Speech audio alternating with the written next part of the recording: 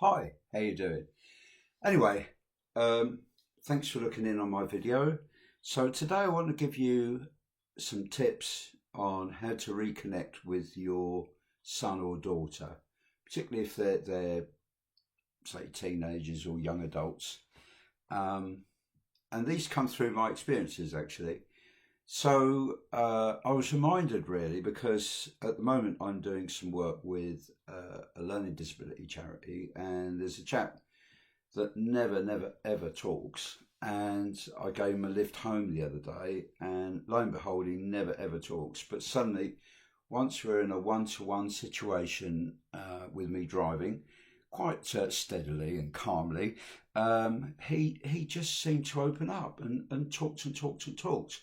Um, and I remembered that we used to have a similar thing used to happen when I worked in youth justice. I was working with young offenders below the age of 18, and we used to go and pick them up in our car uh, and bring them in for an interview at the office, and we'd do the interview at the office and then drive them home again.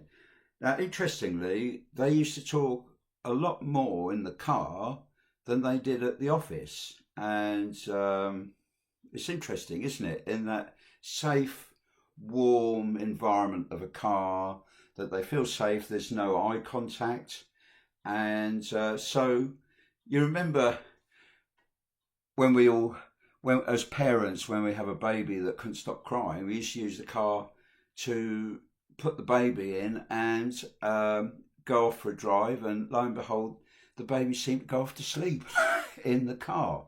So I'm suggesting that that use a car to have a really good one-to-one session to reconnect with your child.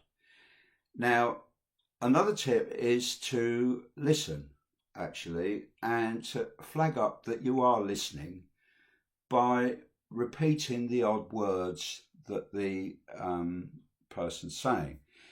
And the effect is magical actually, because it's rare that people do listen, and to hear that somebody else is listening to you is incredibly powerful and often spurs people on to talk even more. So, even repeating the odd word or the little phrase, um, and this technique really encourages people to speak rather than interrogating. And if you're a parent and you start interrogating and saying, why did you do that?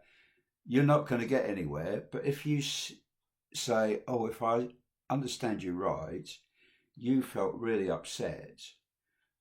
Or they might say, I had a terrible day. And you just say, terrible day. And they'll say, yes, I had a terrible day because so and so. And you say, yes, you had a terrible day because so and so. And I know it sounds ridiculous, but to actually have somebody listening to you really is wonderful and very powerful. So demonstrate that you're listening and sum up what they're saying to you.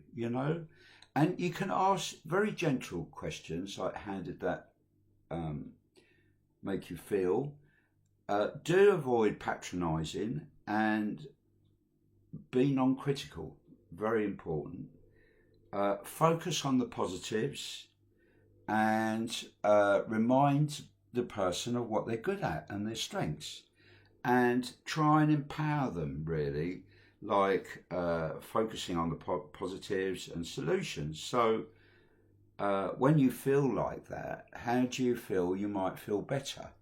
Or what do you feel you've learnt from this situation? And most important is remind them what they're good at. So that's my little tip of the day. If you want to reconnect with your offspring, go for a nice drive. 20-minute drive, half an hour drive.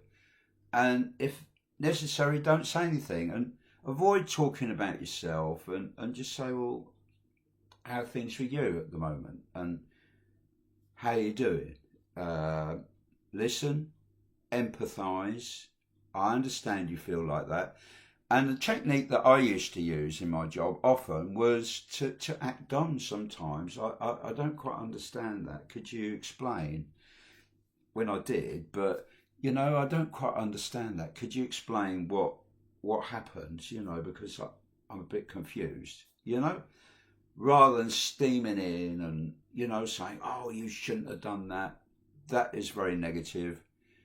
Be positive and lay on the line that you actually understand how that person feels. And I think empathizing is a huge, huge skill and quality, and it will help you reconnect.